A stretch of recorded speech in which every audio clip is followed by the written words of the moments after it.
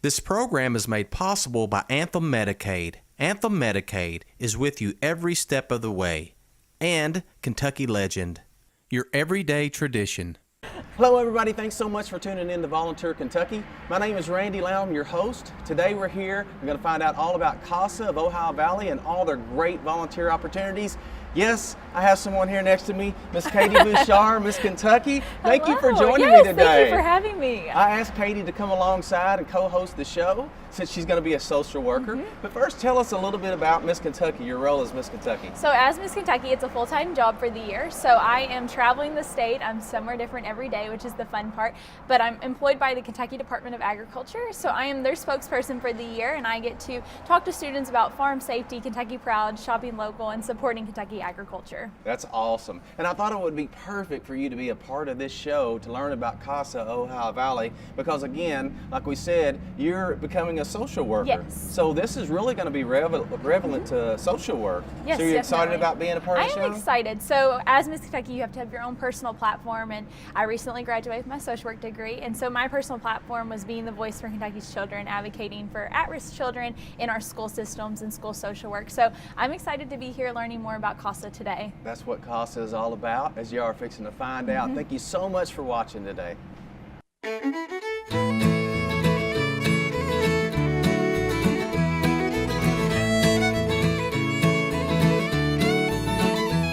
Sometimes we move so fast, life passes by, we soon regret not giving up more time for those that need a helping hand, a friend to see. Come take a trip with me, VolunTour Kentucky, VolunTour Kentucky.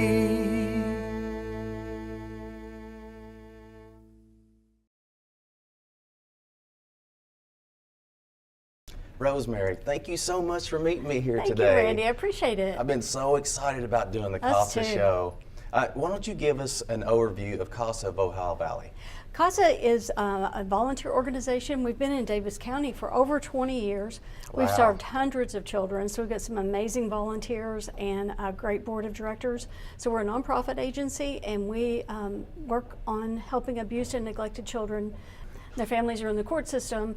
The innocent children are no fault of their own, abused and neglected. So we recruit volunteers and we train them, and they are another voice for the kids in court.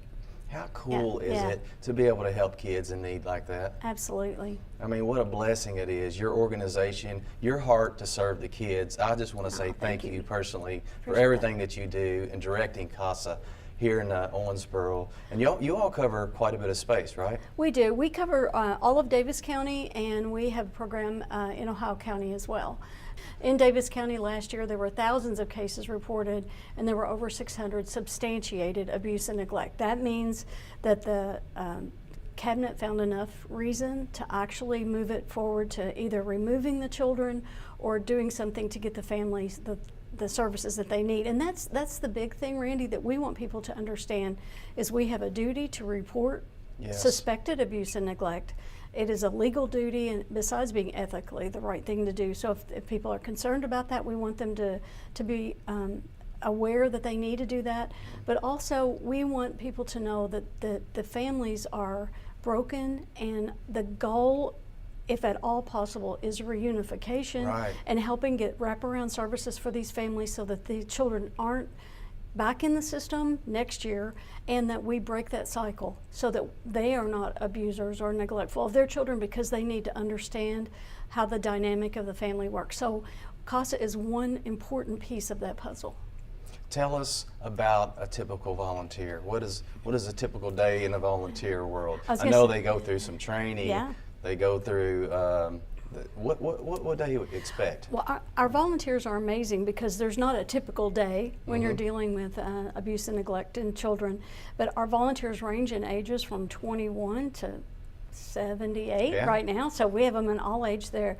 We have men and women, we have professionals, and we have people that just are working the everyday world. So we see all gamuts, and that's the wonderful thing is that anyone with a heart for children can be a CASA advocate. Yeah. Yeah.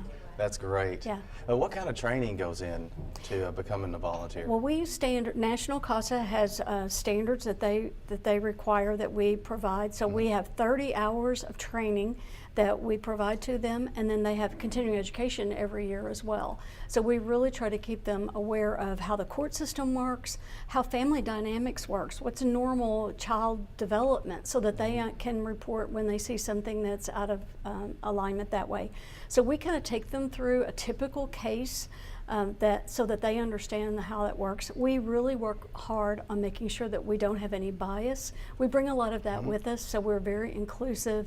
We try to be very respectful of people's different lifestyles and different cultural differences and that kind of thing. So our volunteers, it's a very interesting program, just the training, even if you don't go on to be an advocate, it's really interesting. The program is, they've done a great job in helping it meet the needs of CASA programs across the United States.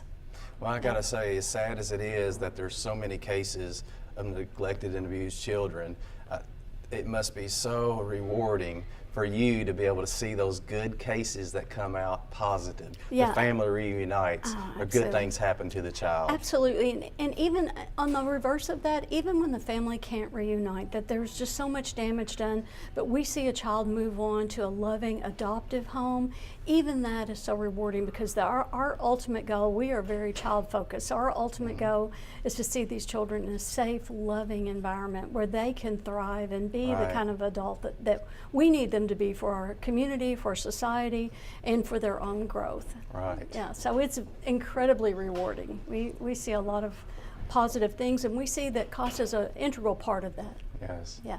What would you tell potential volunteers, somebody watching this show right now thinking, you know, I just don't know if that's all for me or not? What would you tell them? I would tell them to look into it, to pray about it, to ask their heart. If they have a heart for children and they have about 10 hours a month, because that's about the average commitment, then we want them to come in and talk to us about it. Go to our website, read about CASA, read about the statistics, because the more aware people are and the more educated they are, whether they choose to become a volunteer or not, they will benefit the children in the community. Absolutely. So, yeah. I mean, it don't get any better than that, helping children. That's right? exactly right. Helping children in need. You got the coolest job That's in the world. the great unifier, the great unifier across all lines. Everybody loves children. That's right. Yeah. Thank you for all that you do. Thank you, and for Randy. talking to me today. Thank you. Appreciate it. Thanks, VolunTour Kentucky.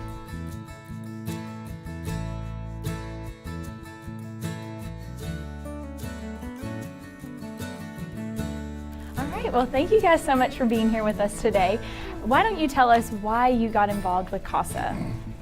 Well, if I had to pick one word, I would actually say it was Jesus, because 2 years ago I was in a church service and they were talking about orphan care. CASA was mentioned, as well as CareNet, Mentor Kids, and some others, and I knew in my spirit I needed to go check out CASA. So a friend and I went, and we went through the training. And I wanted to be an Awesome. advocate for the kids. So how long have you been involved with CASA? A little over 2 years. Okay, very nice. And as an advocate, tell us a little bit what you do. Well, first, thanks for having me. Thank And, you. I go and get with the child and let him know that I'm his voice in court. That, you know, he tells me, or he or she tells me what they want the court to know, what they want, and then I can translate it to adult language and to what the court or their attorney or the judge might, you know, act on. Awesome. And how many kids at a time do you usually have? I have 2. Okay, very nice. And as a board of directors, tell us a little bit about your position with CASA. Actually, I am on the board and I serve as the board treasurer, and have been involved with the program for 22 years. And of course, the board is the governing body of the CASA program, and we meet every other month, and we have a board of about 15 members. So what got you involved with CASA, since you've been a part of it for 22 years? Actually, I was part of a committee at the Junior League of Owensboro that we actually started the CASA program, along with some local judges, Judge Goebel specifically. and Matt Griffin and Barry Denton with the cabinet for child welfare. So I've been involved with it since the very get-go Very and nice. implementing it. Very nice. And is the job rewarding, being a volunteer? Is it a lot of work? Tell us a little bit about that. Any of you. I think it is, because I was, before I took a job that I had to give it up. Then I served on the board, but then one of my jobs, I met a young lady on the elevator, and I didn't realize who she was, and she had told me that I was her advocate like several years ago when she was young, and how much she thought of me. That's very nice. So do you get to meet your kids a lot, get back with them and see how they're doing? How does that work? Actually, I was able to serve 5 years as a CASA advocate, and I have to say that was the hardest 5 years that I've been on CASA, but it certainly was the most rewarding 5 years. And that was probably about 15 years ago. And just, I mean, occasionally I will run into a CASA child that I helped advocate for, and just last year I saw one graduate from high school. Oh, wow. Which I think was the first time that a child in that family had actually graduated. So you can't help them all, but I mean, you certainly try, and there's some maybe you aren't able to help a lot, but there are those that you certainly are as a CASA advocate. So we have awesome, incredible CASA advocates. And do you have a rewarding story that you would like to talk about, or? Well, I've had 2 families. The first one, they have been placed in a foster home, and that they adopted. And I'm still involved in their lives. I don't even live very far from them, so I get birthday invitations and go by at various times. And the little girl said, "That's Connie, my Connie." And so, you know, she was kind of jealous when I came into the school to check on her, because she didn't want the other kids to sit with me, because I was Connie. So yes, every time I go visit them, it's great. Very nice. Well, thank you so much for everything you all do, and thank you for being a part of CASA and making a difference. Thank you. Thank you.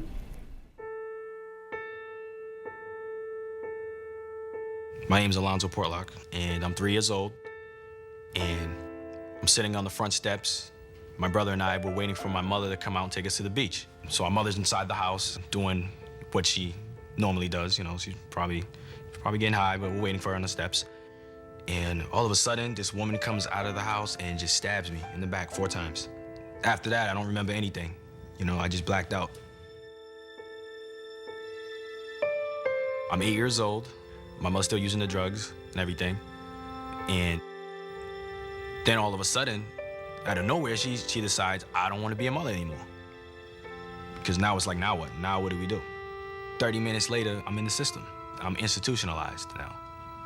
That was real tough for me.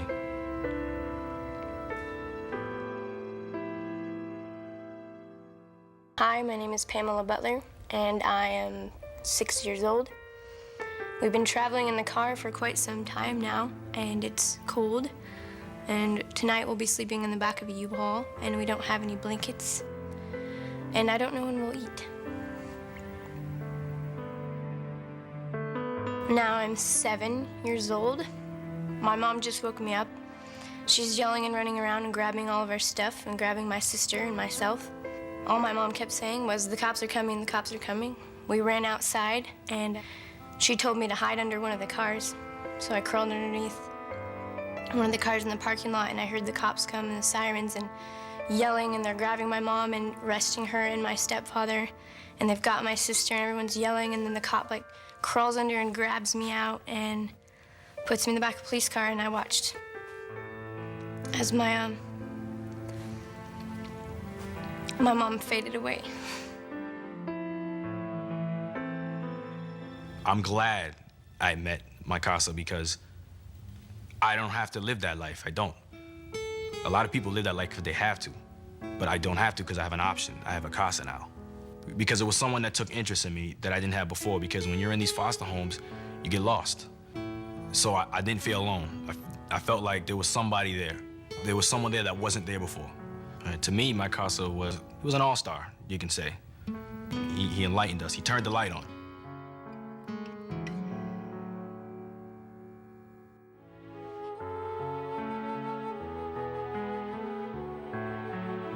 To me, my CASA means a trusted friend, an advocate, a voice.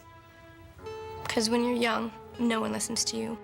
They really don't, especially in the foster care system. So for that, she's been everything, like the light at the end of the tunnel. But she's the highlight of my life. She was my friend. I didn't really have anybody.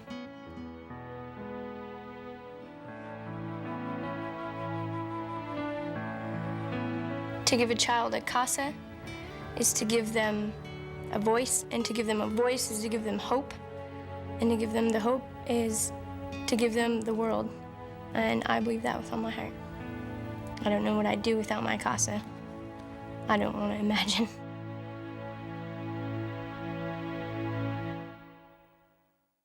Andrea, thank you so much for meeting me here today. Oh, thank you so much. So you traveled down from where? Louisville. From Louisville. All right. Well, welcome to Owensboro, Kentucky. Thanks. Glad to have you here. Why don't you give us a big overview about CASA in Kentucky? So in Kentucky CASA, we have 22 local programs. Owensboro is one of those 22, and we are in 56 counties. Wow. Statewide, yes, and we're growing. So we're very excited about that. So we have a high need. We have 26,000 kids who are have petitions for abuse and neglect in the court system. 26,000. Yes. That's incredible. Yes. And so you need volunteers. We need volunteers statewide.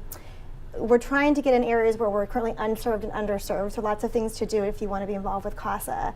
Supporting a local program, such as the one here in Owensboro, being on a board, but being a CASA volunteer is what we're in desperate need of. We served about 3,000 of those 26,000 kids. We served about 3,000 of those in 2017.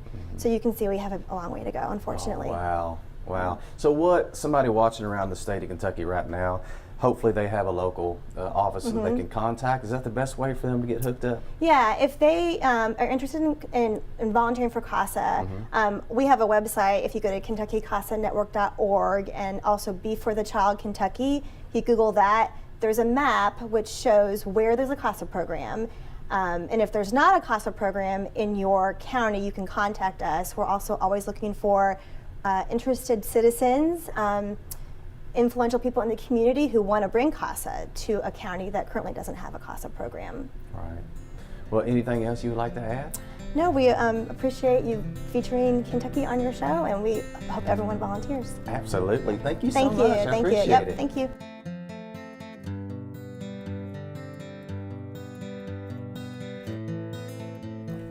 All right, welcome you guys. Thank you so much for coming to learn more about being a CASA advocate. It's really exciting that you guys have, a heart for this type of work. It takes a very special person to be an advocate. So thank you guys for coming. Yes. We are under national standards, so we are supplied with these books from our national CASA, and this will be yours through your entire training.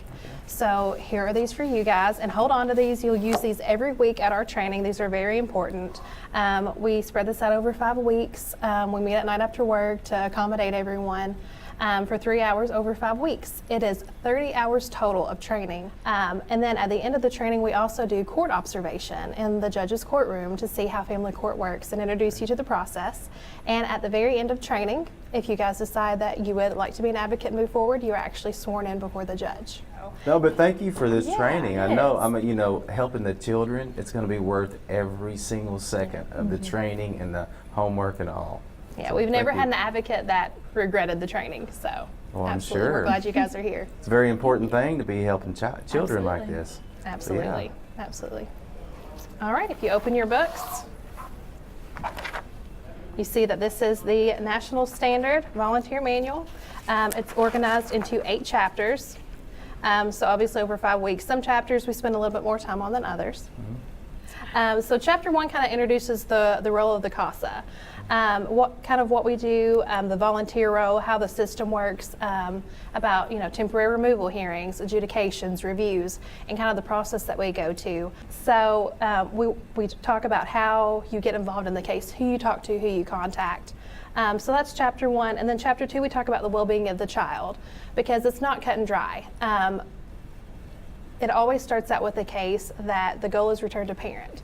And we train very heavily on abuse and neglect, and especially in Kentucky where we live, the difference between neglect and abuse versus poverty.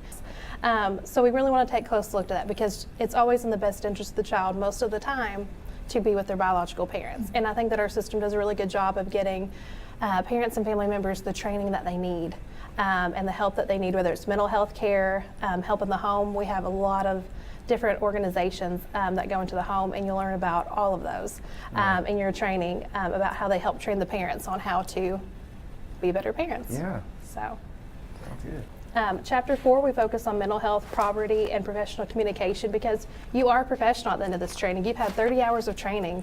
You've been in the courtroom. You've been sworn in before the judge. Yeah. And on top of that, every year you do 12 hours of continuing education.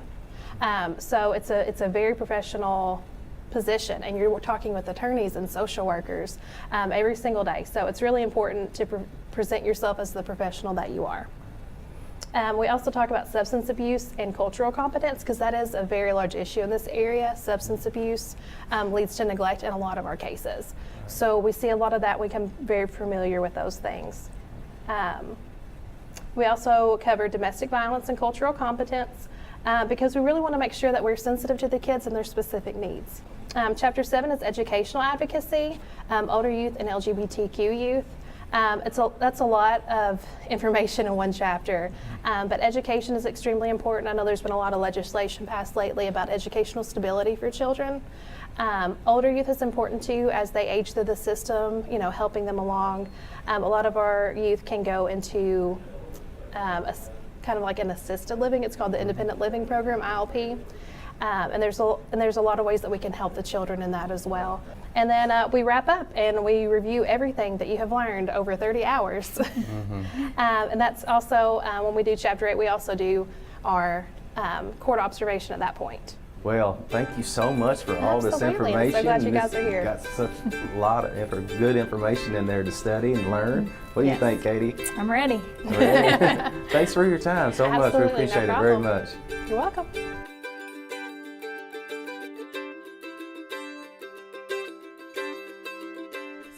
Well, thank you for being with us today.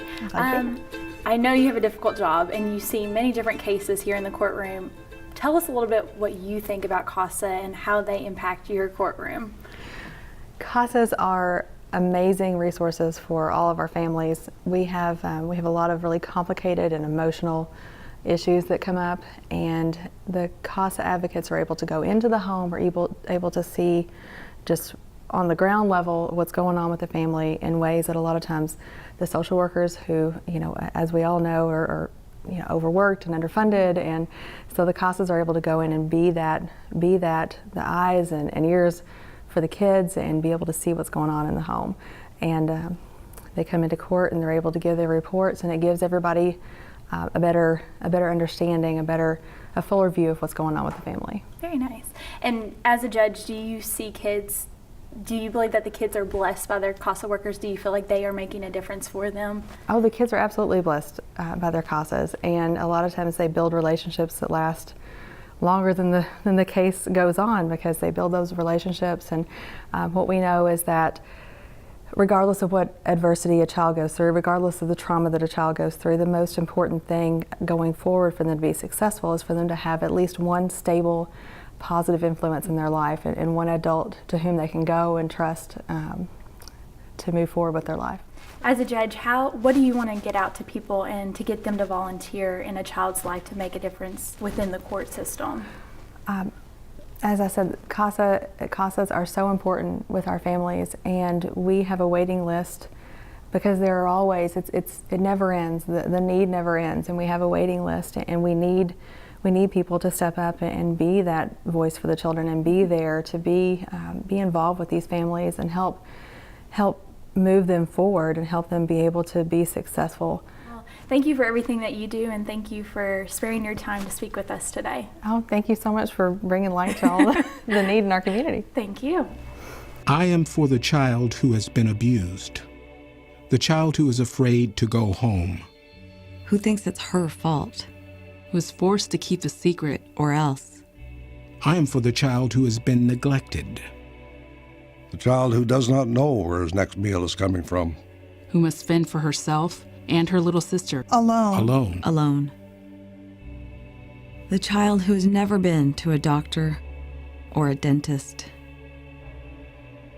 I am for the child who was taken away for her own protection. The child who is now in foster care, who does not know how long he'll be there. Or who these people are. Or if she should trust them. I am for her. The child who is in his third, 4th, 5th, 6th foster home this year. The child who has attended 4 schools in 2 years. Who sits in back of yet another class surrounded by strangers. Believing in his heart that no one cares. I am for her. The child who has never been told that he is loved. That she is smart, beautiful, talented, worthy. That she is strong, courageous. That she is somebody. I am for her. The child who one day will turn 18 and will be surrendered to the world. I am for that child. So I am there for that child. To listen to her. To speak for her. To champion without compromise for what's in his best interest. Because if I am there for her, I know she will be half as likely to languish in foster care. And that much more likely to find a safe, permanent home. She is the child I am for. He is the child I am for. They are the children I am for. She is the child I am for.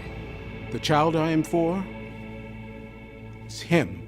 Who am I? Who am I? Who am I? I'm a CASA volunteer.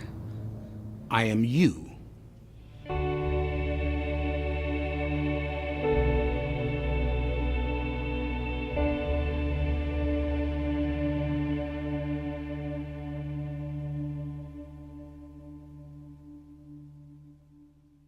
Thank you so much for watching VolunTour Kentucky. Katie, did you have a blast today? I had a blast. It was fun, wasn't Thank you. it?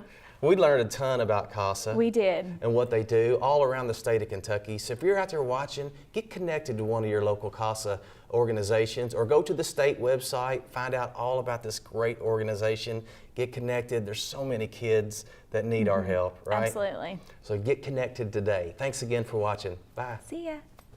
The program is made possible by Anthem Medicaid. Anthem Medicaid is with you every step of the way. And Kentucky Legend, your everyday tradition.